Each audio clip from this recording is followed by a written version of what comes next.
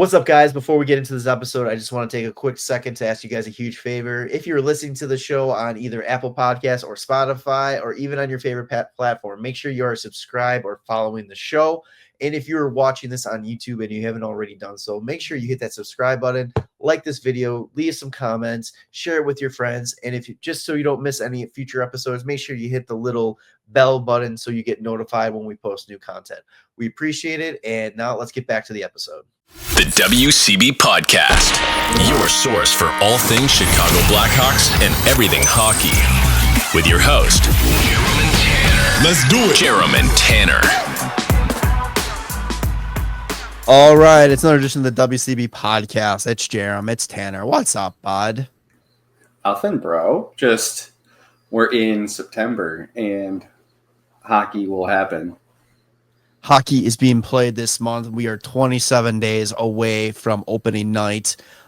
So what better time than now to start our divisional previews? Pretty much doing it how we did last year. We're going to have 5 total episodes of previews, 1 for each division, 1 for the Hawks the day of opening night. We're kicking it off this year with the home of the Stanley Cup champion, the Florida Panthers. So it's going to be the Atlantic Division. We're just going to talk about each team, how they finished last year, 8-1, and then we're going to give our predictions for the division at the end of the episode. And I'm holding us to it this year. When we give our predictions on placement, I'm holding you to wild card. If you think a team from this division is going to be wild card or not, or so keep that in mind when you're making predictions for each division. And I will remind you each week we record how many playoff spots you have left to fill. So. Okay. Last year we had about 16 playoff teams in each division or each conference. So we just said everybody could possibly make the playoffs. So I was going to say everybody's got a chance. Everybody's got a chance. Let's start with the Atlantic Division, the 8th place last season, the Boston Bruins. They finished the season 33-39-10 for 76 points, and they missed the playoffs. Team leaders for points was David Pastrnak. He led the team in goals and assists at 106 points, 43 goals, 63 assists. Morgan Geekie, 57 points, and then 3 tied with 47 points, Zacha, Marchand, and Lindholm. Goalies, it was pretty much a 2-goalie tandem last year. Jeremy Swayman, 22, 29, and 7, 8.92 save percentage, 3.11 goals against average, and 4 shutouts. Jonas Corposalo, 11, 10, and 3. 8.93 save percentage, 2.9 goals against average, and 3 shutouts. Tanner, do you have their adds and departures? Yeah, sure. Why not? For sure. Totes. I guess like the biggest additions, right? So yeah, just like you have to go for like minor league guys. Oh no, I know. But I'm saying the biggest is like addition probably of the offseason for any team possible. Tanner Jeannot. 5-year deal with the Bruins. I forgot it was 5 years. Jesus Christ. Yeah, but not only is it 5 years, it's $3.4 million. Why would you do that? I don't know. What? I don't know. Like, did he really stronghold them that much to be like, I'll take the lesser salary, but I want 4 more years than I probably should get? It's like the Boston was like, yo, this guy was literally traded. Like Tampa traded for this guy a fucking cow foot. First, second, third, fourth, and fifth round picks. No joke. 5 fucking picks and cow foot. It's just that's crazy, right? Like Boston's like, they must have saw something in him. And we're going to get that. Unfortunately he had 67 games last year. I thought he was like injured for most of last season for some reason. But whatever. He wasn't.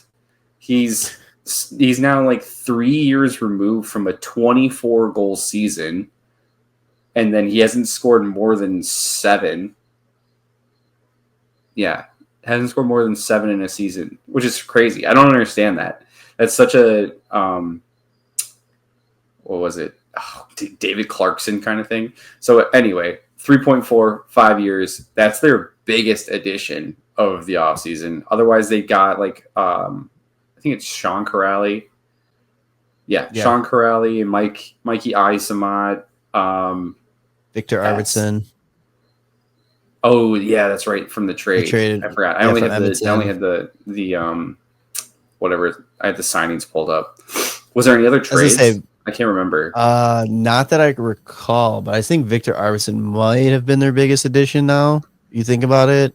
No, because he's only got 1 year left at $4 million. Literally, I know. I'm just saying, but I'm just saying, like 5 years, 3.4. Would you rather have 1 year of lineup? Yeah, I think I'd rather have 1 year of Arvidsson than 5 years, as you know. I mean, would you though? I mean, I wouldn't want neither. I'm just saying Victor Arvidsson only fetched a 5th round pick. Tanner Jeannot was not only a 5th round pick, not only a 4th round pick as well. Not only a 4th and a 5th, but a 3rd, plus a 2nd and a 1st. Arvidsson was I'm not trying to be like, shit on your statement here. He was a salary dump, right? Yeah, he was. Like that. Yeah, that strictly was a salary. Okay, I generally wasn't like trying to be like, yeah, no, he was a salary dump, you idiot. No, like I generally forgot if it was or not because that was Edmonton, right? Yes. The other thing that I forgot about until just now, they actually did make the trade with the Hawks for that Victor Soderstrom. So they signed him. That's another addition on their back end too, and he was SHL Defenseman of the Year. So, like they made Cole Davidson doing small moves, I think their biggest additions are going to be Hampus Lindholm and Charlie McAvoy, like being healthy. Could you also say one of their biggest addition is new head coach Marco Strom? Isn't it Sturm? Yeah. I mean, that's actually one of my storylines I have here is like how well will the new head coach do in year one? I mean, this is a team that, gone from record setting to surprising a lot of people by still being good, finishing top 3 in the division, to missing the playoffs and finishing last place and was lottery eligible this past season. Yeah, I mean, I don't know. Boston is one of those teams I think is like, the theme with the Atlantic to me is like wild card. I think Boston is the literal wild card in this division because they could be really good. They could be really bad. You know what's kind of crazy? So they went. Let me see. I'm trying to figure out how this makes sense here. Okay, yeah. So 3 years ago, when they had 135 points, like one of the best regular season teams of all time, the following season they have 109. So that's a 26-point drop off. And then the following season last year, they only had like 79 points. 76. Which is 76 points. Wait, really? 76? Yeah. 39 and 10. So they had a 33-point drop off there. So in total, they had fucking 99-point drop within 2 seasons. How crazy is that? Can you imagine? Holy shit. What it did do for them, though. 99-point drop, and they still finished higher than the Hawks. We're not making this about the Hawks, these episodes here, all right? Don't drive me into that. I want to, I won't, but... They still finished higher than San Jose, and they still finished higher than Nashville. Oh, you want to shit talk San Jose? Fucking go for it. I won't stop you on that one. But yeah, what I think though is another huge storyline for them. I don't know if it's like a huge storyline, but it's like good for them is able to land the. I guess you can call him hometown kid because he goes to school at Boston College, not too far from the team. James Hagan, 7th overall, correct? 8th or something. Yeah, something around there. This is a team that pick right there, the fact that he fell to where he fell is just teams were afraid of size. They were trying to get bigger players and it was seventh, yeah, and overcompensate for size. I mean, him falling to Boston was the worst case scenario to me. Like, because honestly, that kid, I'm surprised Boston took him because that's not the Boston profile. Yeah, but he's a local kid technically now. They can do a lot, have a lot of say in his development. I don't think he's got a shot to make this team out of training camp. I mean, I'm pretty sure he's already back at school. Yeah, I don't think he's planning on starting the season with Boston. But I definitely think he'll probably be, as soon as BC's done, he'll be NHL bound, and yeah, I would say that. And it could be perfectly timed for them to either be making their playoff push and they just have that extra offensive force to add to it, or they're setting themselves up for a really good 26-27 season and return around. Cap going up, money coming up. Everybody's saying that they'll be in play for McDavid if he hits the market. Not saying that it's going to get to that point, but it's like it's all stuff you have to kind of keep in mind. And if they finish where they finished this last season, they'll be right in the running for McKenna. So it's like, fuck, Boston. Like, this is the year I wish Boston would be good, because it's like you're going to give them too many options now to have at their side. But what I'm curious is if Boston has another finish like they did this past season, do they consider moving, guys like Charlie McAvoy and David Pastrnak and like doing an actual like not rebuild, because you would get a shit ton for those two guys. You could probably just do like a retool and be back in it like in a couple of years. Yeah, I think it just depends on kind of where they finish here. At the end of the day, I don't think it's Boston's decision on those two. I think it's those players' decision. And I think if they show some sort of growth, or they must have like a really good understanding with the front office and what's the plan over the next like 3 seasons.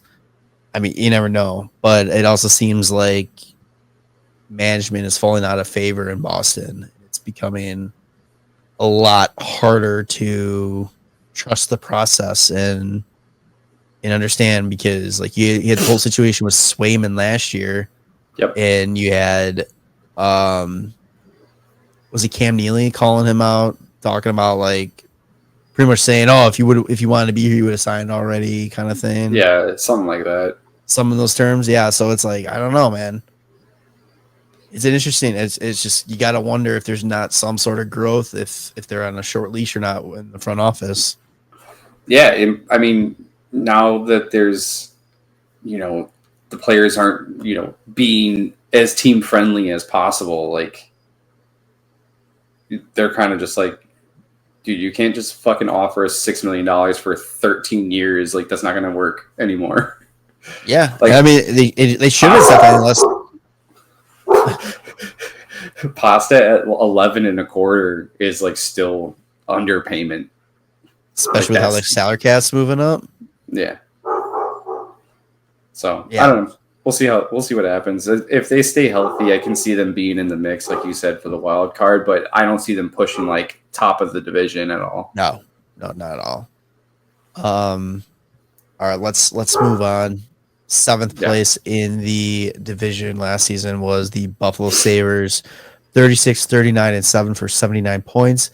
Have missed the playoffs for 14 consecutive seasons now.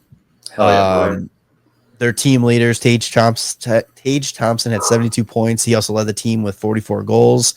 You had 2 players tied with 68 points. Rasmus Dahlin, he led the team with 51 assists. And then former Buffalo Sabre, JJ Peterka, he was also at 68 points. Alex Tuck, 67 points. They had a couple different goalies in the net rotation last year. Ukko-Pekka Luukkonen, 24, 24, and 5. What? You can't say names, but you fucking nail Ukko-Pekka Luukkonen. I was literally thinking that as I said it. You're like, I gotta go for it. 24, 24, and 5, 887 save percentage, a 320 goals against average, and 2 shutouts.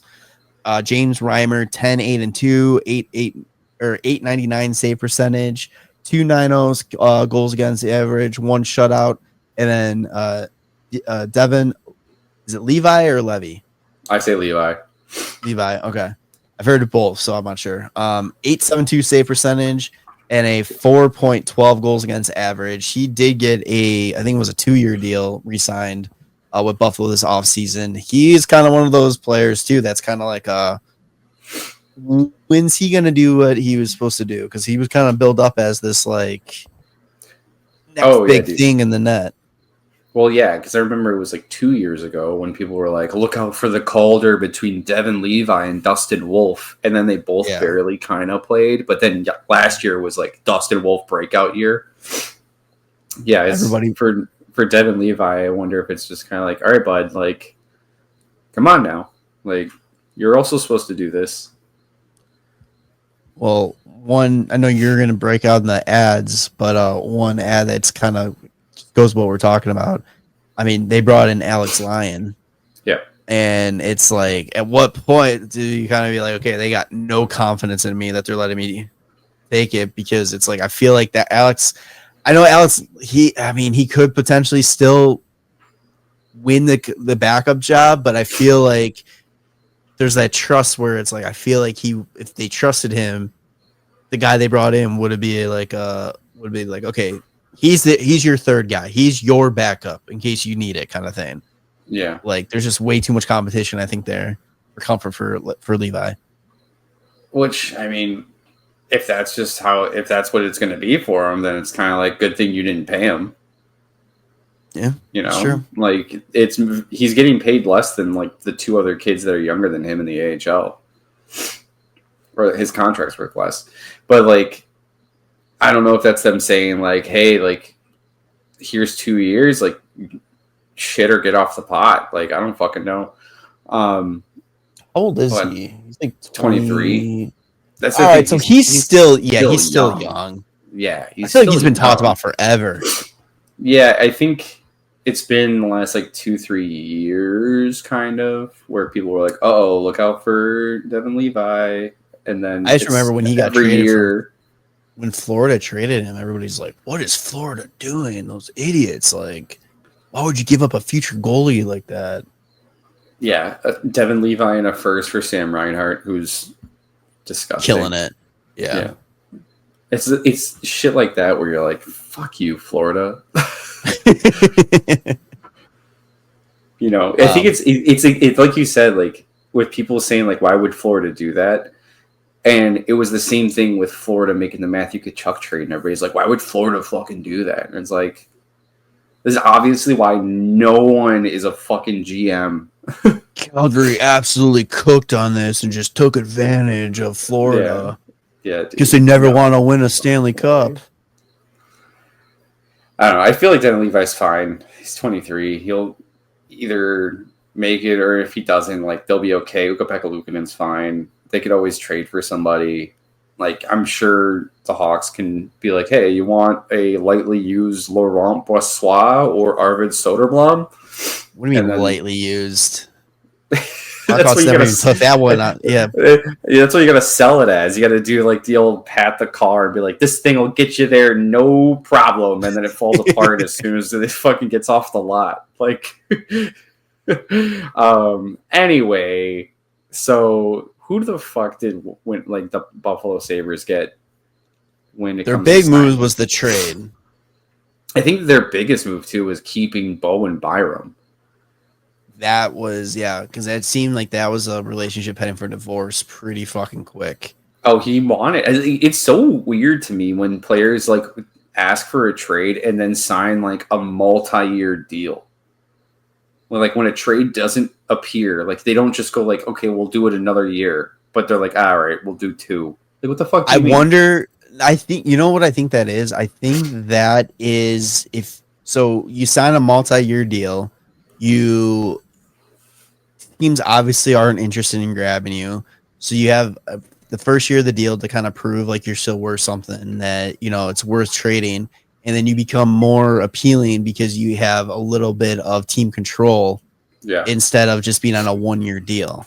Yeah, I guess I that makes think sense. that's what the mindset is with that. I also think that, Bowen Byram, when his deal is up, this 2-year deal, then he's a UFA anyway. So if he That doesn't too, get yeah. traded, he can just walk. Right. They also signed Zach Jones, your favorite player. Idiot the way he spells his name.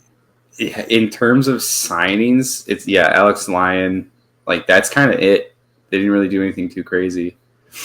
The biggest thing was the trade, JJ Peterka for Josh Doan and Michael Kesselring. I almost called him Matt. That was funny, probably the biggest. And then trading Sam Lafferty for a 6th. Just to bring the Hawks back into it. Gotta bring the Hawks every way. But yeah, so I mean my main storyline is like something's gotta give in Buffalo, right? Like, dude, I've moved the team.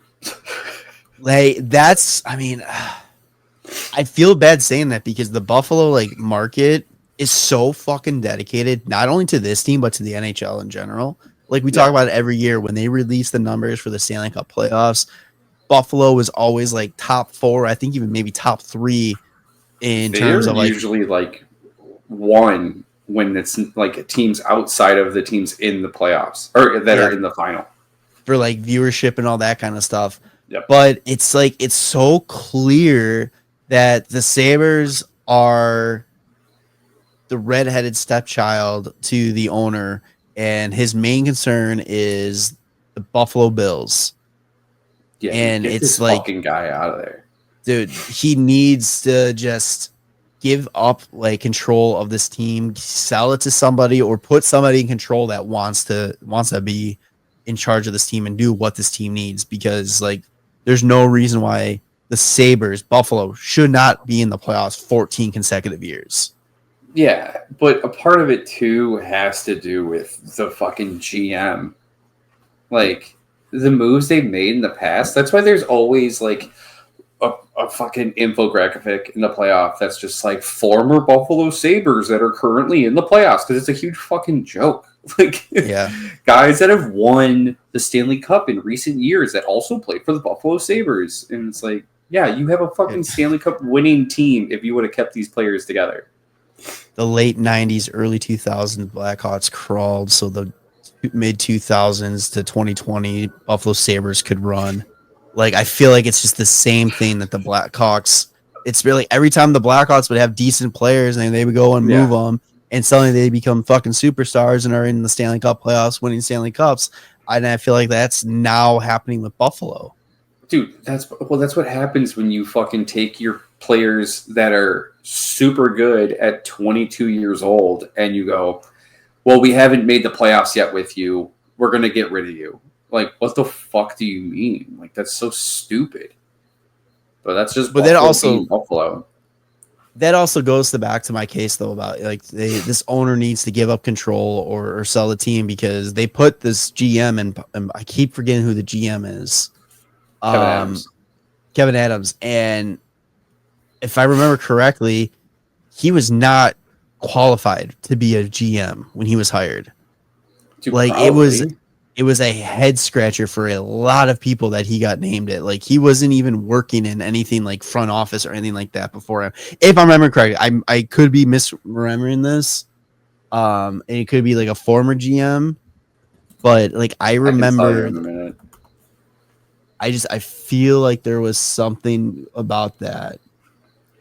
I'll just go to his staff page on Elite Prospects. That'll tell me. If we'll go to it. He was assistant coach in 2011 for Buffalo, was fired on May 9th, 2013, 2 days after they named Ron Rolston as their new head coach. It was named senior vice president of business administration for the Sabres in 2019.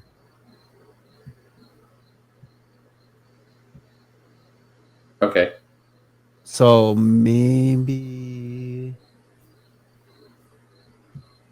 I don't know.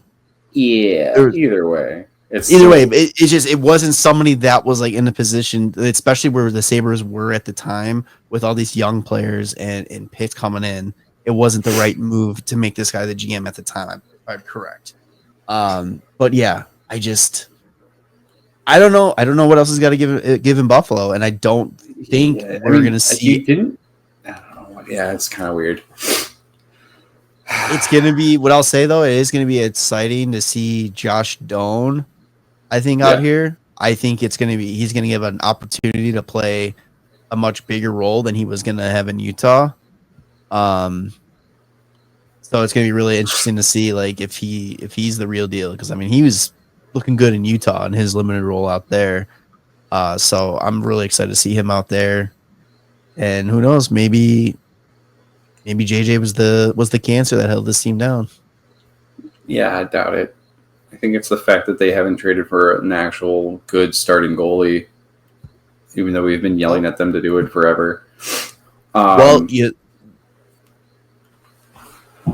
was going to say another questionable move, like moving Dylan Cousins. I mean, at least they got Josh Norris back, but Josh Norris is like a constantly injured player. Yeah. I don't know. His most games played is 66 during the season. Just a heads up. But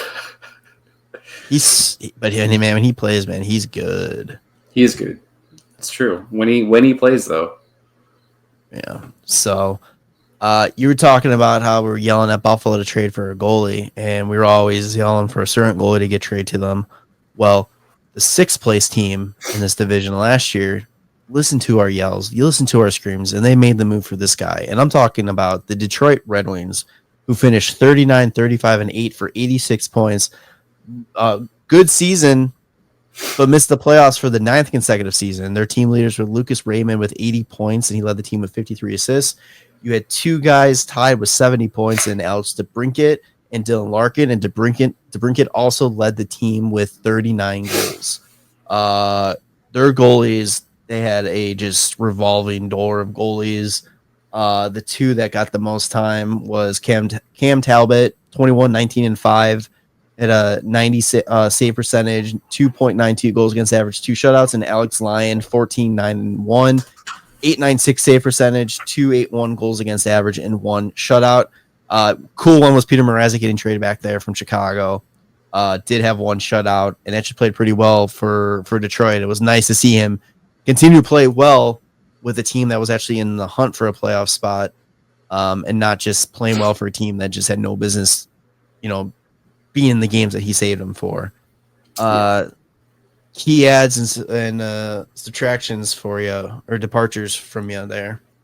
Well, John Gibson, making the trade. Peter Mrazek going back the other way with a 2nd and a 4th. It's just kind of like one of those things where Anaheim held on to him for so long, wanting so much, and then they got technically so little compared to what they could have got. Like a 2nd and a 4th. And then Peter Mrazek, who's 33. So he's a good goalie. And I like the idea of him and Dostal playing together because they're both from the Czech area. Czechia. But yeah, John Gibson coming in is a huge addition. Now it's a matter of, can he stay healthy? Which probably can, because he's not trying to put the whole team on his back the whole time. Did Anaheim do him dirty a little bit by holding on to him and kind of wasting his good years? I mean, goalies really can stay good. He's only 31. He's probably in his prime. He's only 31? Yeah. Dude, I feel like he's 40 by now. Jesus Christ. Has he been in the league since he was 18? Jesus Christ. It seems like that, right? I feel like we've been talking about him for nonstop forever. Well, it's like he asked for a trade 12 years ago. But yeah, his first backup season was at 21, but he played 3 games at 20 years old. Also, in the 3 games he played at 20 years old, he had a 1.33 goals against average and a 95% save percentage in those 3 games. Jesus. That's a good start. But yeah, he's been... Damn, I didn't realize he was so young. I mean, young in quotes, not being as old as I thought he was. Yes. It's crazy. All right, I kind of take back my statement. I think if he can stay healthy, man, he is still like rocked and ready to go.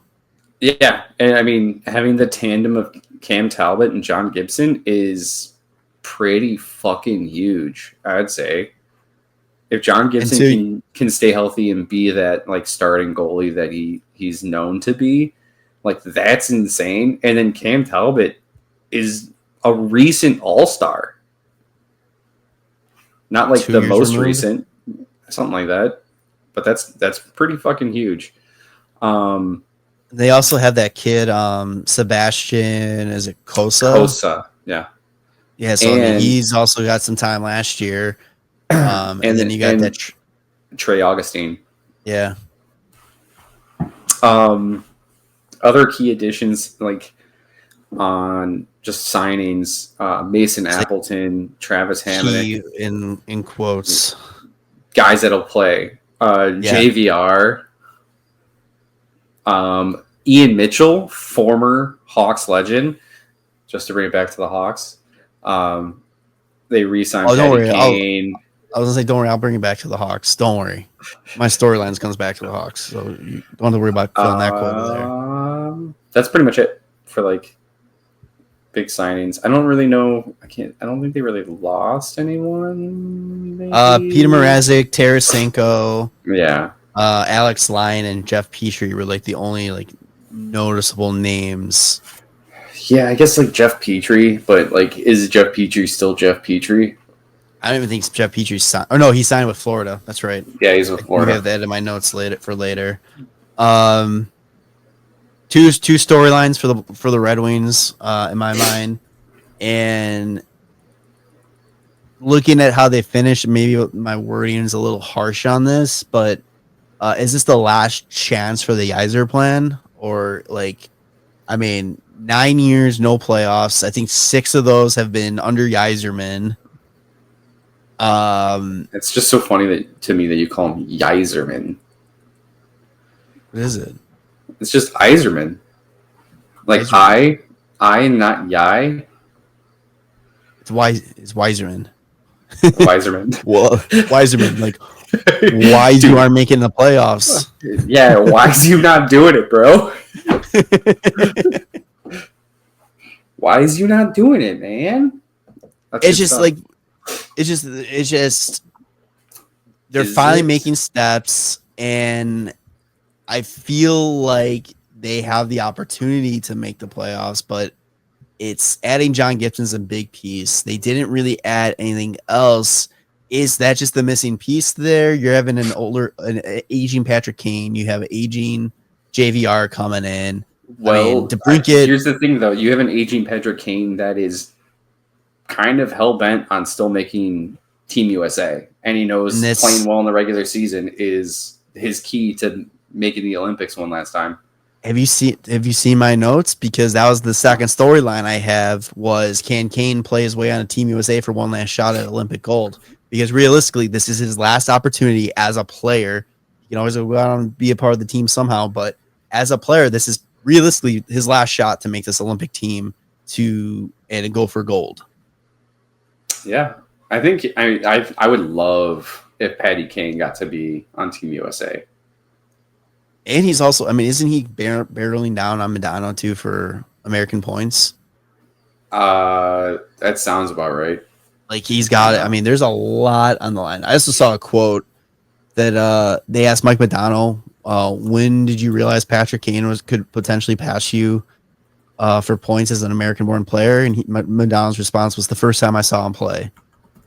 And I was like, shit. That's awesome. That's a nice thing to say. Yeah. I don't know how true that is. Yeah, he only needs 31 points. So, I mean, realistically, he's going to become the number one. Well, it's if you count Brett Hull as American. I don't understand why they don't. I know he's got dual. Is that the issue? Didn't he play for Team USA? I think so, because wasn't it that he didn't get chosen for Canada, so he played for Team USA? Yeah, like, I don't understand why there's always that question about Brett Hull. I don't know. But even if, so let's say Brett Hull is first, right? So 1391, Kaner's at 1343. So if he gets 49 points. That's tied. Or no, 49 points is in the lead. I think so. This year, I mean, and he had what? If Kaner hits 57 points this year, he's at an even 1,400 points, which is fucking awesome. What did he finish with last year? He finished with 59 last year. Yeah. I mean, it's fucking showtime. Do you think anything else of it? Dude, it's his skill set is good for his aging because he was never like a speedy player. And his hands won't slow down. Right. And he's got vision. Like and he just fucking can put the puck wherever he wants. Like, it doesn't matter how fast he's going. And he's got the fountain youth with DeBrincat playing with him. Like, I mean, all he's got to do is, like, Kane does 98% of the work. All he's got to do is get to DeBrincat to put it home for that 2%. Yeah. Plus, I mean, they fucking love... You got another year of Lucas Raymond being a monster. Dylan Larkin is fucking really good, too. Maybe they just got to get the C away from Dylan Larkin and that team makes the playoffs because obviously it's not working with him as the captain. Pull a Toronto and give it to somebody else. Yeah. I feel like I was going to say pull it off of a Canadian, give it to an American, but it's already Dylan Larkin is American, so I can't do that. I think the biggest issue with Detroit is their defensive core is not good. Like they have cider and like that's it, dude. Like there's nothing to back that up. And that's kind of like what I'm wondering. Like they always, I feel like they're, and it kills me. I feel like they're always adding defensemen too, and it's always the wrong defenseman. It's always the wrong one. The guys that nobody wants. And you're trading away the guys that you should keep, aka Wallman. Or it's not the guys that nobody wants. It's the guys that everyone wanted, but like 4 years ago. And then now it's like, all right, like they didn't really do that great. Yeah. So right now, looking at cap wages depth chart, Ben Sherratt, Mort Seider, Simon Edvinsson, Albert Johansson, Eric Gustafsson, and Jacob Bernard Docker. Yeah. Okay. 3 of those names don't even sound real. Yeah. I mean, that's going to be the thing that holds him back, I think.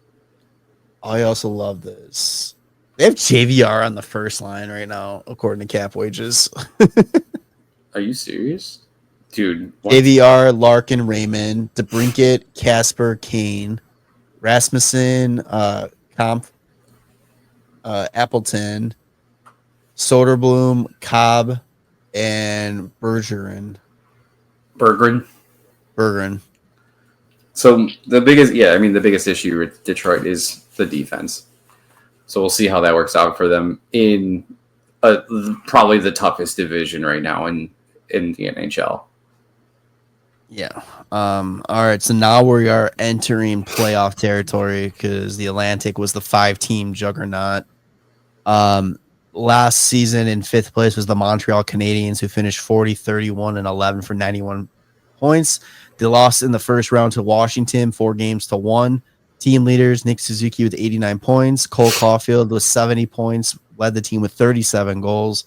And Lane Hudson had 66 points, led the team with 60 assists, and also was the Calder Trophy winner, but it's not good enough to get on any under 23 list or anything like that. Or even get an invite to Team USA. Yeah, be better. Tanner, what's their goalie's name?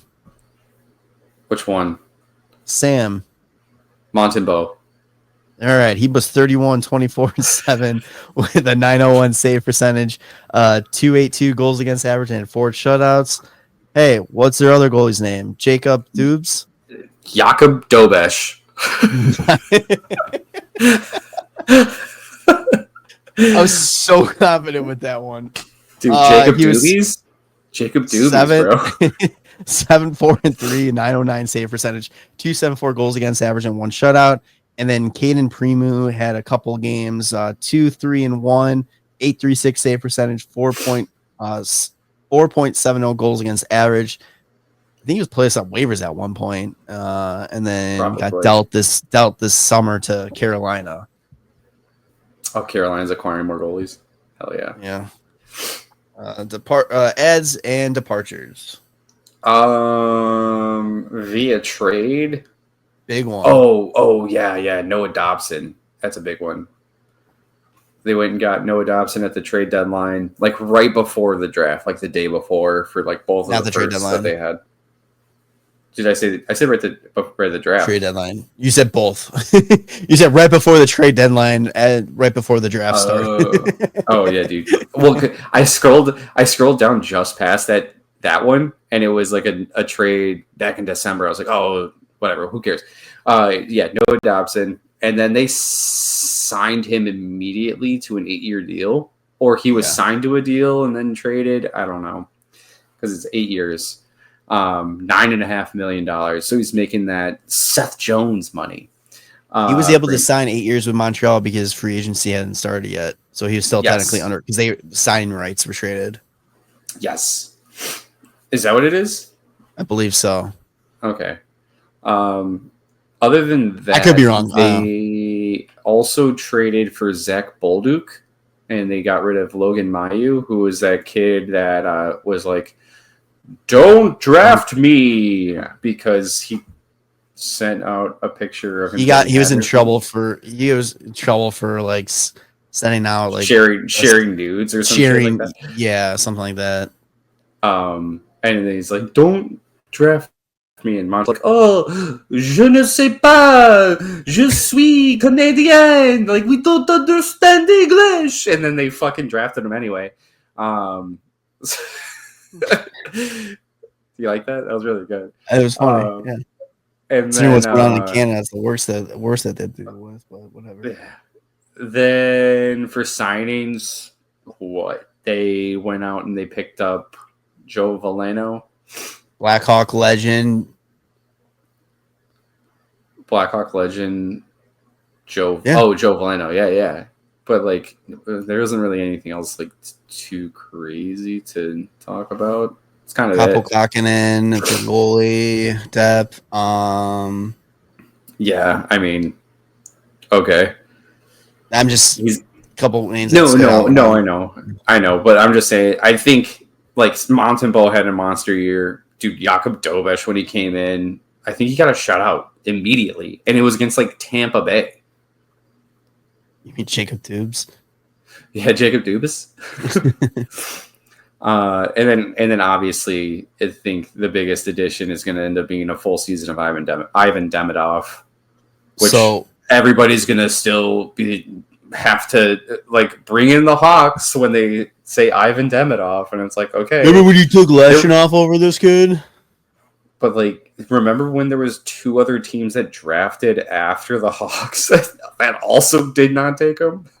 Those teams didn't need him. The Hawks apparently did. Hawks did fucking everything. Relax, guys. Yeah, dude. I think we'll be okay. Departures: David Savard retired. Yes. Christian Dvorak signed a 1-year, $5 million deal in Philly. Hilarious. Joel Armia, I forgot where he signed. Oh, here, let me find out. Vegas? No. Joel Armia signed in LA. Okay. So yeah, then I guess storylines. We'll start with that one. Is what will a full season of Ivan Demidov look like? I mean, it's hard to argue that he's not going to come out. I mean, here's the thing: we can't sit here and say that he's going to have a shitty season or he's not going to be as expected, because we're literally hyping up Nazar the same way as like what we would go against Demidov for. Demidov came in and had just, I mean, it's less, I guess it's fair. It's lesser games than he played 2 games plus the playoffs, and he was pretty good in the playoffs, I thought. What the fuck did he do in the playoffs? I didn't think he did. He looked good. Nobody on the fucking Montreal did anything in the playoffs. They lost 4-1. fucking tell me he looked good. He had 2 assists in 5 games, looking great. Your team lost 4-1. I mean, that was fucking anything. I would take that. I mean, if you're so good, maybe that's also why Lane Hudson was left off a bunch of lists because they only won 1 fucking game in the playoffs. Yeah, but it's just how. I mean, what's he gonna look like? I mean, he looked really fucking good in the small sample size. Is that gonna be one of those translates to a full season, or is there gonna be growing pains because coming over to North America? You're gonna have a full season of the NHL grind. It's even going to be more of a grind this season with a condensed schedule because the Olympic break. There's going to be a lot more games and a lot fewer time. Yeah. Also, what's Patty Laine going to look like? Yeah, and then I guess that falls into too. Can Montreal prove last season wasn't a fluke? I think they could, dude. Their team is solid. Like their core guys like Nick Suzuki, Cole Caulfield, fucking Imad Demidov. I mean, not really him as much as Lane Hudson if he has another really good fucking year. And that's Noah Dobson coming in is going to be huge for him. Yeah, I mean, this team was being built the correct way. Had a good year too, didn't he? I feel like he did. 51 points in 79 games. What is that one kid that they drafted 2 years ago that Montreal fans were like so pissed about? The defenseman. David Orville Redenbacher. It's Reinbacher. Yeah, Reinbacher. Yeah, he got injured like in the preseason, the same game that Laine did. Yeah, like he could potentially make the jump too this year. I mean, that's another. I think that's what is the hopes that he also jumps in on the blue line too. It's like these guys are building this team correctly, and I'm a firm believer when original six teams are good, it's good for the NHL. So I'm really hoping that last year wasn't a fluke for them. I'm just hoping that they're not. Excuse the expression, blowing their load too soon on this. You know what I mean? Like I think that this team is really good, and I honestly do really hope that Kirby Dach reaches what he was supposed to be and like can stay healthy this year because I love Kirby Dach, and Montreal really wants like a second line center, and they haven't been able to acquire one. And if he can just end up being that guy for them, they can be really fucking good this year. Especially they want Kirby Dach to be so good because realizing that Nazar was the player that they lost. Yeah. Well, him. If they would have Nazar taken turns him out to be a 2C, Yeah. And then the last thing I have here to talk about, like a storyline you already kind of mentioned, is can Lane Hudson avoid the sophomore slump? And yes, I'm calling this a sophomore season because he only played 2 games prior the year before. So this is going to be his sophomore season. And I don't know. I think he really is going to be the real deal because I think last year, we were all kind of sitting there like, okay, he's playing awesome. When's he gonna taper off? And it just never came. Yeah, I mean, I'm curious to see how teams play against him now. It's every time it is the sophomore slump, but it's mainly because like teams now will plan for this guy. Like you only have so much tape against a kid when he's in his rookie year.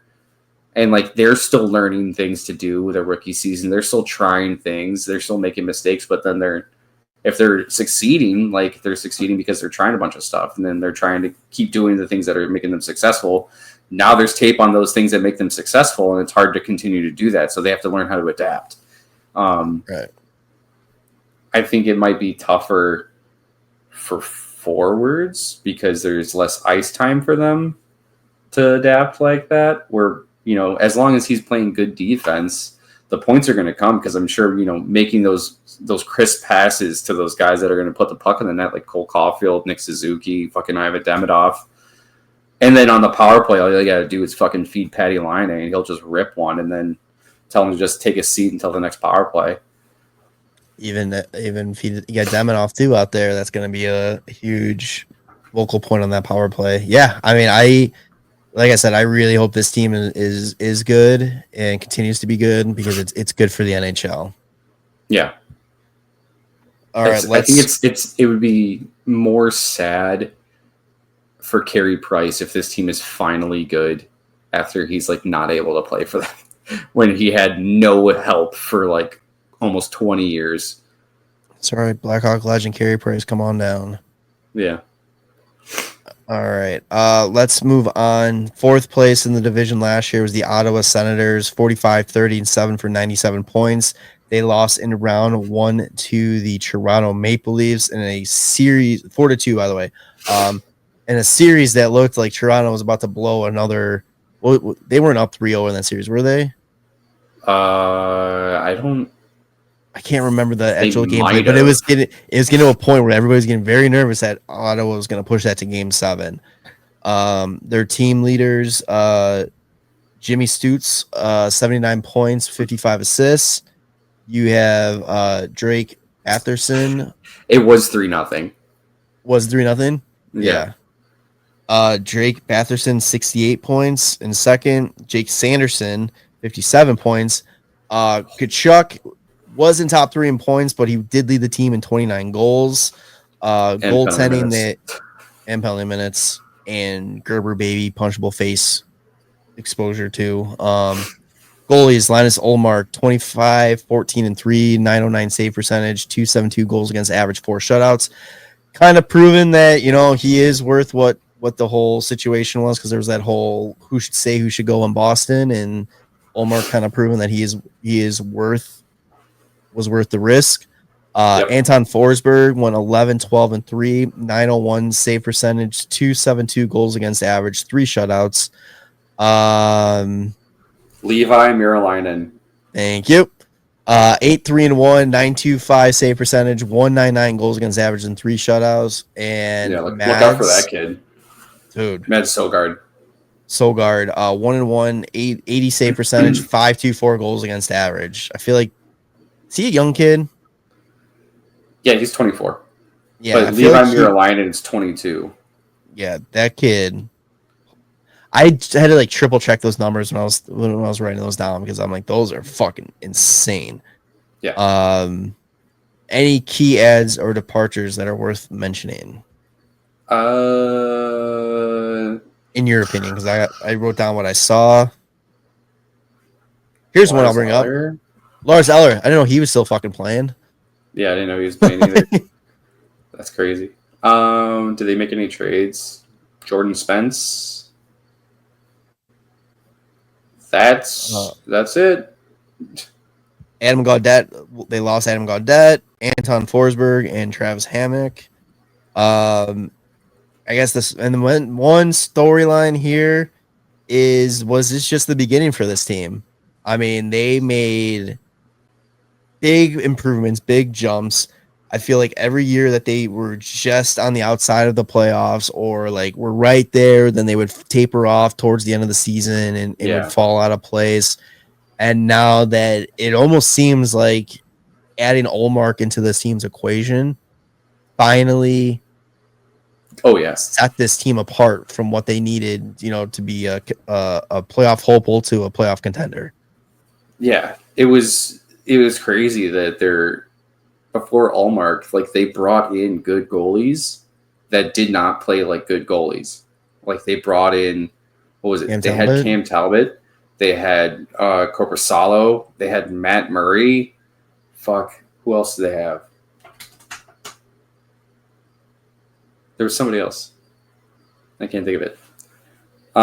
Anyway, it doesn't matter. It was the same thing happening over and over again. And then those goalies would move on and then have a really good season elsewhere, which is just so weird. So bringing in Ullmark, I feel like was a gamble, and it really worked out. Yeah, and then I mean, you said too, bringing in Dylan Cousins was a huge thing. Looking at their contracts right now, I mean, you got Stützle, 6 years left. You got Kachuk 3 years, Cousins 5 years. Zetterlund they re-signed for 3 years. Batherson. Yeah, I said it right earlier. What the fuck? 2 years left. So it's like they're young. Shane Pinto's got 1 year left. But like Ridley Greig, he's got 4 years left. Like their young core guys are all locked in for 3+ years. Dude, Jake Sanderson. Jake Sanderson's in year 2 of 8. And that deal's only for like a hair over $8 million. That's going to be a sick deal. The only thing that I kind of wish I would have liked to see them improve a little bit, but I mean, realistically, maybe they didn't need to, was their defense. I mean, they have a solid top 4. Yeah. Sanderson, Shabbat, Zub, Zub, and Nick Jensen. I mean, it's fine. It's not like it's better than Detroit. Their situation, that's for sure. It is. That's the biggest part. Is as long as it's better than Detroit. Yeah, I just think this year's going to be telling for them. It's like if they can just, what did I say? They had 97 points. Yeah, 97 points. As long as they stay in that 90-point range, I mean I think they're over. That's officially over the hump. I mean, 1 year, it's like okay, we're right, we're there. Let's see it. Do it 2 years in a row. That's a different story. Like okay, there's no now the expectation is this or better every year from now on. Yeah, I'm curious to see too, because dude, Claude Giroux had 50 points last year. I'm curious if he stays up there because he's going to be 38. It's like, what are the chances that he can help them? He's on that TS contract too, right? Dude, he had a 61% face-off percentage. That's fucking crazy. It's like they got that good balance of like younger players and vets that know their role. Like they have that perfect balance right here. That's fucking insane, dude. That's awesome. Yeah, dude, they do have a good balance. I think having Dylan Cousins brought in and having him for a full season is going to make a huge difference over having Josh Norris in and out of the lineup for the whole time. Because he had 16 points in 21 games with them. So he definitely meshes well with that. Yeah, I mean, there's a team that I think is exciting to pay attention to because I feel like Ottawa is always kind of the I don't know, it's like the foster child of like Ontario. The forgotten child. Yeah. Like the big teams are Montreal and Toronto. Or I mean, sorry, Ottawa's, it's just Toronto. They're all kind of right there though. But like Ottawa's like how are you a fan of the Ottawa Senators with like Montreal and Toronto like right here? Yeah. And so I don't know. It's exciting to like. Also, it's one of those teams that has been not good for a little bit since they made that Erik Karlsson trade, and now they're pushing the playoffs, and it's kind of wanting to see that change in those constant playoff teams, and hopefully the Hawks are going to be in there at some point to bring it back to the Hawks.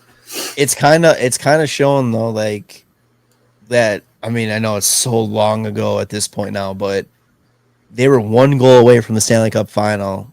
Mm-hmm. Then they decided to tear it down and rebuild it, and you got a lot of questions. Why were they doing that after being that close and all that?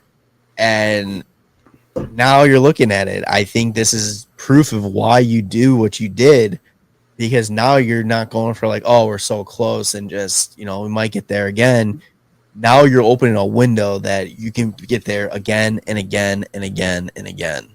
Yeah, and for them, I'm sure, obviously, hopefully that was just the start of it, that little taste of the playoffs. And, I mean, the fact that they went down 3-0 and they came back and won 2 games, like they got a glimpse of how hard it was to win games, and then they were able to like almost bring it completely back. Yeah. Montreal can't say that. Yeah.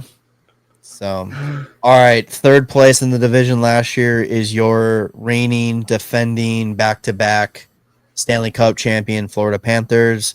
They finished last year 47, 31, and 4 for 98 points. Did not realize how close Ottawa was to that 3rd spot in the division. Stanley Cup champions, 4-2 over Edmonton. Team leader Sam Reinhart, 81 points, 39 goals. Alexander Barkov, 71 points, 51 assists. Matthew Tkachuk, 57 points. Goalies, Sergei Bobrovsky, 33, 19, and 2, 905 save percentage, 244 goals against average, 5 shutouts. Spencer Knight, bring it back to the Blackhawks nice and early. 12, 8, and 1 before he was traded to Chicago. 907 save percentage, 240 goals against average, 2 shutouts. And Vitek Vanacek, 2, 4, and 1, 890 save percentage, 3 goals against average, 1 shutout. Adds and departures. Everybody stayed. I don't even know. Did they lose? The Capo Kakinen, who they didn't really even use. So they lost Nate Schmidt. They lost Vitek Vanacek is gone. Yeah. Dude, I didn't even know, but they had Jesse Puljujarvi? Yeah, for like what? I don't think he played it all in the playoffs. No, he didn't play that's what I'm saying. Like I didn't know he even was there. They brought in Daniil Tarasov from Columbus. Another Russian in Florida. They brought in Jeff Petrie, right? Which we talked about already. Yeah. Luke Kunin. Tobias Bjornfot. Their biggest addition was being able to keep was it Sam Bennett was one that was up, right? Sam Bennett, Aaron Ekblad, Brad Marchand. Yeah, being able to freaking get those 3 to agree to contracts so they can all stay. And now they're not even going to have to really worry about cap because Tkachuk is out probably till January after having late off-season surgery. What I forgot what he had surgery on. What was it? His whole body. His whole body. Yeah. Wasn't it like that's his groin on LTIR? Okay. That he got hurt during Four Nations. But yeah, I mean, storyline right here. I mean, there's 2 that come to mind. The first one, we'll keep it general. The second one, I'll tie it back to the Hawks. Can the Cats three-peat? My initial reaction, yeah. They are coming back with the same fucking team, essentially. And you're going to get a healthy Matthew Tkachuk. Maybe. In time for a playoff run. Maybe. Dude, he gets hurt in big stages. Like, he got hurt at Four Nations. He got hurt against Vegas. I'm sure he was hurt the year before. It's like, Olympics are coming up. He's already been named to the team. He might just get hurt at the Olympics. I wonder if he even plays in the Olympics. I will be shocked if they talk him out because, I mean, he's a guy that realistically, he can sit this one out and he will still be prime for next Olympics. Yeah. Yeah, oh yeah. Because he's what, like 27? Something like, yeah. I mean, if I'm Zito, I'm having 27. I'm having a conversation with him and be like, listen, nobody has done this since what, the Islanders? Yes. I don't think Edmonton 3-peated after the Islanders 4-peated, right? I think Edmonton, I think was 2. They went 2 miss and then 2 or something like that. I think something like that, yeah. But yeah, and it's like this is something historic, and I think they're in a much better position than Tampa was. Which this is a conversation for another day, but why is there not discussion about Tampa Bay's Stanley Cups being Disney Cups and not really count as much as I feel like you don't hear them talking about like the asterisk on Tampa's Cups like you do like other sports and their championships during the COVID time. But again, that's a conversation for another day. I think it's probably because like Tampa was clearly the best team at that time anyway. It wasn't like they just like kind of waltzed into like a half-assed fucking year where they won it. That's fair. I'm gonna say it's so funny like that they win their championships in a very weird circumstance, and nobody questions it, but it's like all the other major sports have their championships, and everybody's like, well, it doesn't count because COVID and all that kind of like it's not the same as a COVID. And it's like, it's just funny to me. I mean, I'm not saying I agree or disagree with it. I'm just saying it's a funny statement to me. The other storyline is, how far will Seth Jones drag Florida into the draft lottery? So our first overall pick, or our first round pick from Florida, gets us that much closer to McKenna. I don't know. I'm just saying, like, they're a good playoff team, right? Their last 10 games before the playoffs, they went 3-6-1 as one of the worst teams in that division. And, like, they're good as long as they make it to the playoffs. But, like, will they make it to the playoffs? Everybody thinks that they're going to be so dominant, like, during the regular season. But they fucking weren't. Like, other teams played better. Like, there's plenty of teams that finish with more points than the Florida Panthers. Everybody's like, oh, the Florida Panthers are going to do it again. They're going to do it again. It's like, they still have to make the fucking playoffs. Like, let's not get this, like, twisted at all. And they're not getting younger. Without Matthew Tkachuk to start the season, they need to win games at the beginning of the year in order to ensure that they don't have to make a hard push at the end of the year. Like, they're clearly going to mortgage everything in the future at the trade deadline in order to make that playoff push. They have nothing to mortgage, though. Exactly. Like, what are they going to fucking move? They can move their 2028 first-round pick. They have 2 seconds this upcoming draft. But, like, everybody is so on their dick of, like, they're going to three-peat. It makes me feel like they might struggle more than people think. I see both sides of it. I just think that right now their window is now. Like, if there's any time, if it's this year and next year, and then I think the window slams shut. But here's the other thing too. You just went back-to-back Stanley Cups. You have not only the biggest target on your back, but like the biggest target in years on your back. Especially with the way that you've won the Cups and like the way that you're celebrating. Like, teams are gonna want to fucking just take you out every fucking game. Like, it's gonna be such a grueling year for them, especially after 3 long seasons where they made the finals 3 years in a row. This is gonna be the hardest fucking season for them. Yeah, it's gonna be tough, but like you said, though, I'll go back to what you said and use it against you. This is a good playoff team. All they have to do is make it. That's all they need to do. And whether it's top 3 in their division or if it's a wild card spot, the second that team gets clinched next to their name on the standings, that's when I'm just like, okay, I will 100% believe that this is a team that can three-peat. Yeah, I mean, we'll see.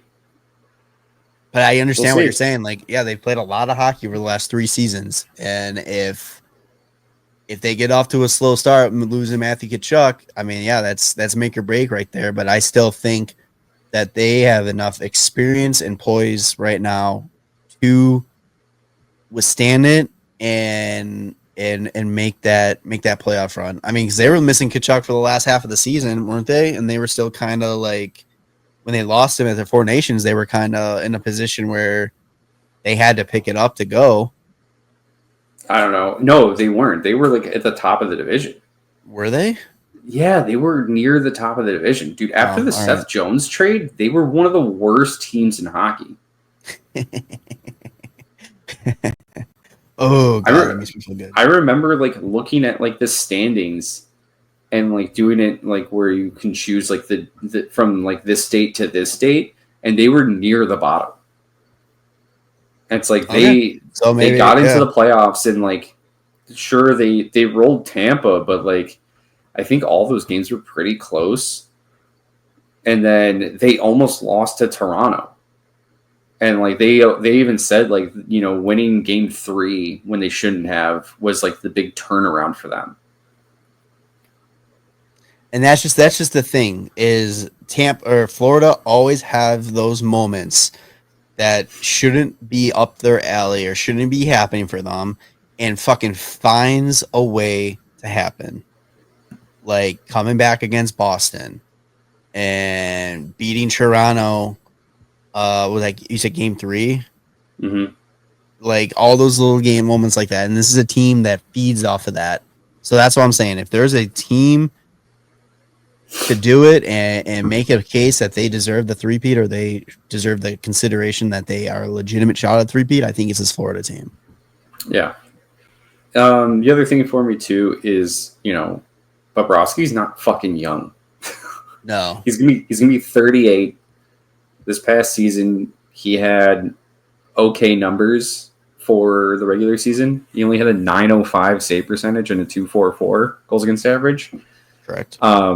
And then they brought in Daniil Tarasov as their backup. And last year he played 20 games, had a .354 goals against average and an .881 save percentage. Like, they didn't, like, if they're planning on only playing Bobrovsky, 50-something games and leaving 30 in the air for Tarasov, like, how many of those games do you think you're going to win with those kinds of numbers? I think they're just hoping just enough. Yeah, that's what. Yeah, I think. That's what they need. It's really just get in the dance, and then let's make it happen. Yeah. All right, let's go. Last two division teams right here. Second place was the Tampa Bay Lightning, 47-27-8 for 102 points. They lost round 1 to Florida 4-1. Team leaders was Nikita Kucherov with 121 points, 84 assists. He was the Art Ross winner. Brandon Hagel, 90 points. And then Braden Point, 82 points, led the team with 42 goals. Goalies Vasilevsky, 38, 20, and 5, a 9.21 save percentage, 218 goals against average, and 6 shutouts. And Jonas Johansson, 9, 6, and 3, 8.95 save percentage, 313 goals against average, and 1 shutout. Any key additions or subtractions in your mind?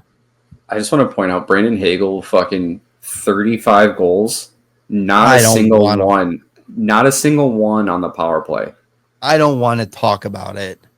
3 shorties. I don't not a single power play. Talk about it. Brandon Hagel's a fucking beast. I love him. He's so good. It would really be awesome if the Blackhawks could have a player like him.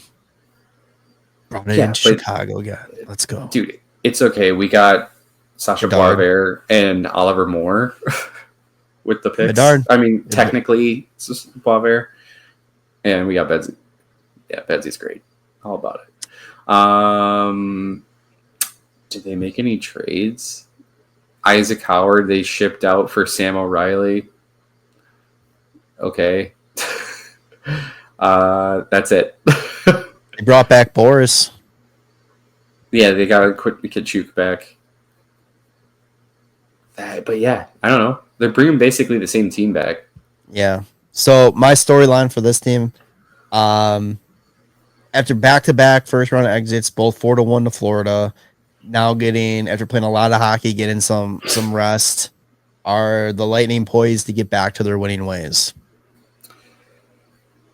I feel like that's tough because, that's another team where, like, they're getting older. Like, I mean, their forward core is still solid as fuck. It's just Victor Hedman isn't quite at that Norris level that he was. He's not the Victor Hedman we all know. Yeah. And Vasilevsky, I mean, in all honesty, like, he's still a great goalie, but he hasn't been like the lights out fucking playoff performer that he was during those championship runs. Fun fact, he's the same age as Gibson. That is a fun fact. Yeah, like last year, 8.72 save percentage and a 3.27 goals against average, and the year before 8.9. Like, dude, actually, his last 3 playoffs, he has not had over a 90% save percentage, and above a 3. His lowest goals against average was a 3.22. Like, that's not good. It's no bueno. No, but I mean, he had a really good season last year. 9.21 save percentage, yeah, he did. And 2.18 goals against average. 218, 6 shutouts. I mean, that might be what we said. A lot of hockey over a short period of time. And they even had more hockey played because of the weird way the schedule landed with COVID and all that kind of stuff. Maybe they just needed that reset. They needed that couple seasons sitting out and, quick exit. Watch little brother win a couple cups to add fuel to the fire. Yeah, dude. I mean, watching Florida take over what they had just done by making it to the final 3 years in a row, and now seeing Florida do it, it's like, I don't know, piss you off a little bit. Yeah, and then like too, it's like their top six is so gross. With Gensel, Hagel, Point, Chiarelli, Kucherov, and then Bjorkstrand is just like their sixth guy. And like with those five, like he'll probably just thrive. I forgot they brought Yanni Gourde back too. And they gave him like a stupid contract too, didn't they? It's like, it's 6 years at like 2.33. Yeah, 2 1/3. But having him and Nick Paul on the third line, like that's got to piss a lot of people off. The thing, too, that I think goes for Tampa, an advantage for Tampa, and we'll kind of get into when we talk about like what our predictions are for the division, like how we see this division playing out. But there's so many questions between Toronto, Florida, and essentially those two, because those are the two teams that are floated in like the divisional spots that Tampa can just fly under the radar. I feel like it's weird saying that because they're Tampa and how well they've been the last few years, but it's like they could kind of fly under the radar just playing their game and win this division and just go on a fucking tear in the playoffs again. And it would be one of those things that you wouldn't be surprised, but you also be like, oh shit, where do they come from again? Like, when do they get to this level again? I think now the target has been completely taken off of them. Like they've always been a team that players and teams are like, we really need to fucking take it to them because like they're so good. They've been in the playoffs for how many years? They made it to the finals. They won a bunch of cups. But now that Florida's taking so much of that like limelight from them, like you said, like I think you're right. Like that will probably fly under the radar a little bit for some teams. Yeah. It's gonna be interesting. Let's wrap up the team previews here with the first place Toronto Maple Leafs. They finished 52-26-4 for 108 points. They lost in the second round in Game 7. Where we heard that before, to the Florida Panthers. Their team leaders are Mitch Marner, 102 points with 75 assists as the team lead. William Nylander, 84 points with 45 goals for the team lead. Austin Matthews, 78 points, dealing with injuries, so he just wasn't his typical self last season. Their goalie tandem, they kind of finally, I think, found the right combo here. Stolarz, 21, 8-3, 926 save percentage, 214 goals against average, 4 shutouts.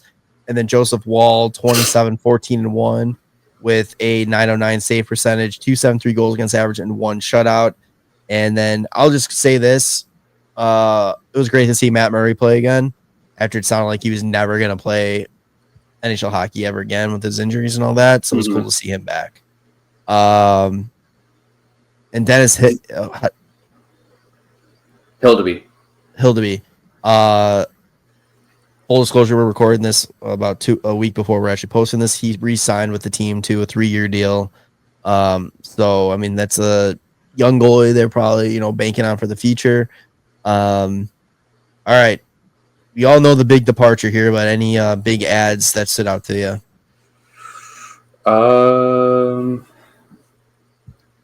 Steven Lorentz, maybe. No, he was with them last year. Never mind. That's right. Nick Waugh or Nick Roy or whatever it is. Whichever one. Dakota Joshua, Matthias Michelli. Being able to keep Tavares and Nyes. I mean, Nyes was somewhat of an offer sheet candidate, but if you're going to pay somebody, it's probably him for the future. But the fact that they got Tavares for under $4.5 million is kind of silly. Is Toronto? So, real quick sidebar thing about this: is Toronto the biggest winners in terms of the McKenna situation coming next season. Teams didn't want to offer sheet this year because they didn't want to lose a chance at Gavin McKenna. Do you think Toronto is probably one of the biggest winners in that case? Because I feel like Knives was probably would be at the top of a lot of teams' list. Yeah, but I mean, Nyes never got to when free agency was going to happen. Fair. Like if it was, you know, if he signed his deal like mid-July. Oh, that's fair. Probably Toronto being a little bit more like on the scramble, but yeah, I mean, honestly though, like losing Marner, I think it's going to be a difference. The biggest departure there is Ryan Reeves. They lost Ryan Reeves. They lost Match Pacioretty. But no, Marner. You don't think that's a big difference there? What? Losing Marner? No, I said that's going to be the biggest. Oh, okay. I think it's not going to be. I was like, wait. No. It's going to like they'll see how big of a loss that is. Like because that's my first question here is how does this team replace Marner's 100 points? They don't. Like that Matthew Nyes had 58 points, which is good, but like maybe he gets 70 this year. Like he's not putting up another 100 points. Like who's gonna replace 100 points? Nicholas Arroy or whatever it is. Like is Nick Robertson gonna get the opportunity now? And now he's gonna put up 70 points? Like no. It's Austin Matthews gonna find another 30 points, and Nyes find another. What'd you say? 30 Nylander is an 100 plus. Like Max Domi's putting up. Like Matthias Michelli is going to do something. Yeah, I mean, it's like this team is gonna be hurting, I think, and I don't think they realize. Will still be solid. It's just but I don't. It's not gonna be a walk in the park like 108 points again. You know what I mean? Like they're gonna have to fucking earn that. And the thing is, the only people to really blame for this situation is Toronto fans. I mean, have you heard all the sound bites and like quotes that Marner has came out like after talking? Like I think it was during the Team Canada stuff. They were interviewing him, talking about like his decision, and all that, and he said a big part of it is the way his family was being treated and his family safety. That after they lost in the playoffs, he had to have fucking security around his house because he was getting so many death threats, and his family was receiving so many death threats. It's a fucking sport. It's a goddamn game, and you're threatening somebody's life over that. A hometown kid who fucking like grew up a Toronto Maple Leafs fan, and you fucking drive him out of Toronto. You got no one to blame but yourself. Yeah, and I'm sure he's going to end up thriving in Vegas. Like that's going to be huge. That's the thing too. I'm like, I want him to win a cup so bad year one, but I don't want to see Vegas win another cup. Yeah, I do think it would be really funny though if it was Vegas versus Toronto, and he's the one that finishes them in Game 7. In Game 7, overtime in Toronto.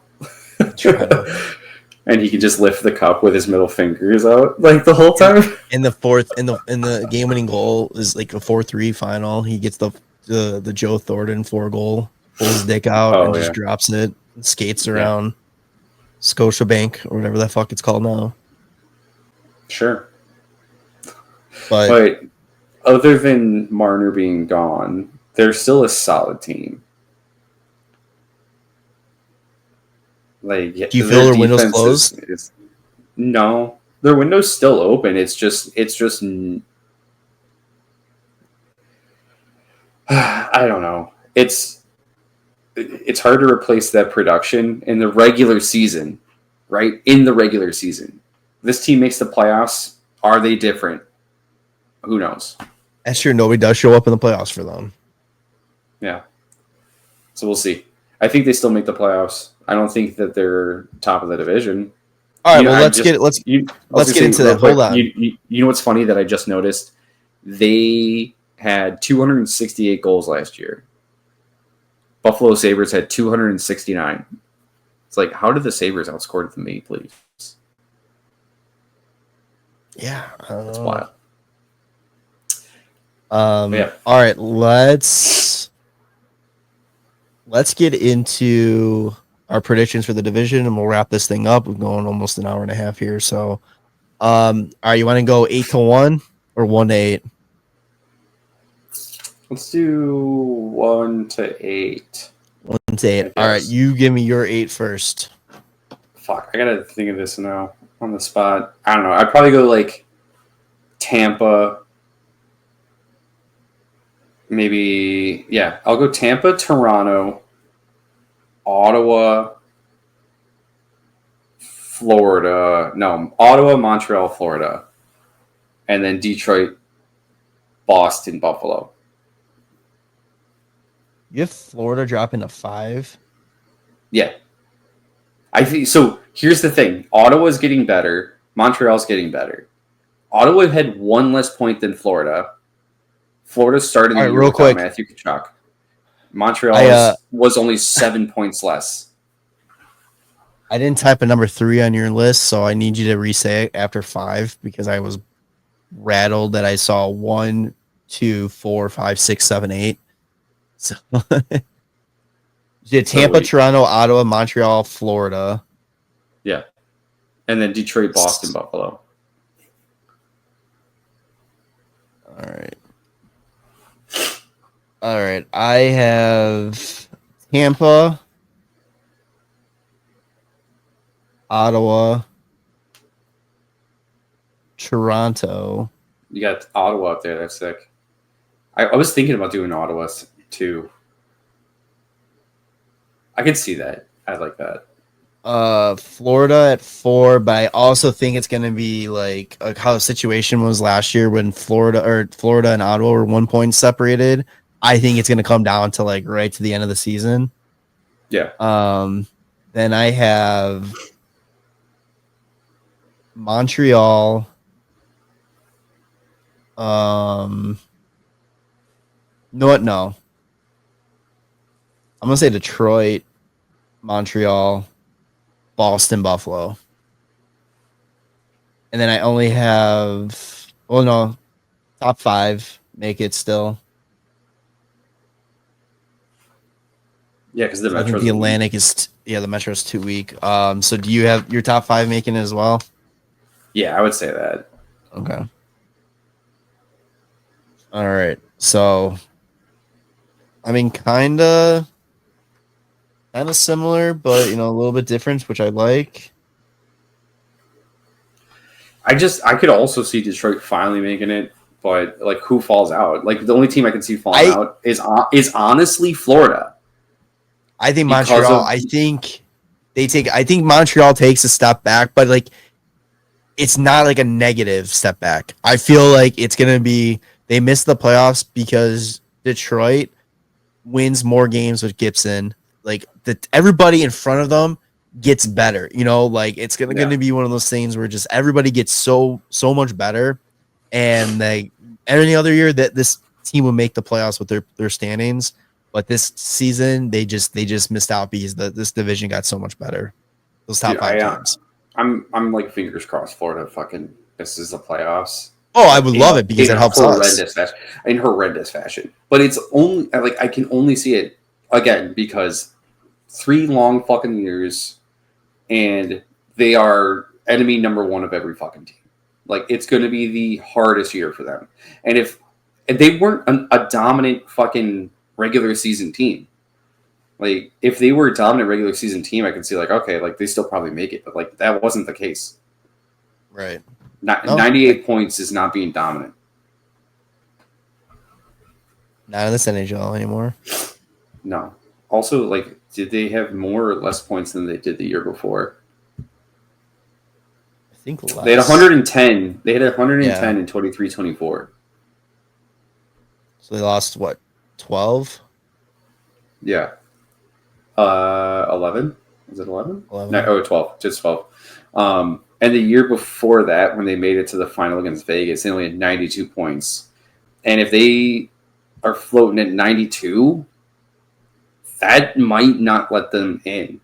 I feel like 95 is the number. 95 is the magic number for this division. Yeah, because, 95 is just 2 more wins for Montreal. Yeah, we'll see. It's going to be tough. It's going to be a tough one. So, all right. So that is the Atlantic Division preview. We will be back next week with the Metro and the fraud. Never mind. I'll save it for the episode. But yeah. So make sure that whole division is fraudulent. I know, but there's one team that's bigger frauds. The players, the team in general, the fans, everything about them is fucking. Yeah. So make sure to subscribe to the YouTube channel, like this video, share it, comment it, hit the little bell so you don't miss out an upload ever. Follow us on your favorite podcast site. We're on all major podcast platforms. Subscribe to follow any social media at WCB Podcast, and we will see you on the next one. All right. Later, boys. Bye. Thanks for listening to the WCB Podcast. Be sure to subscribe wherever you heard this podcast. To connect with Jarom and Tanner, check out the boys at WCB Podcast on all social media. We'll see you next time.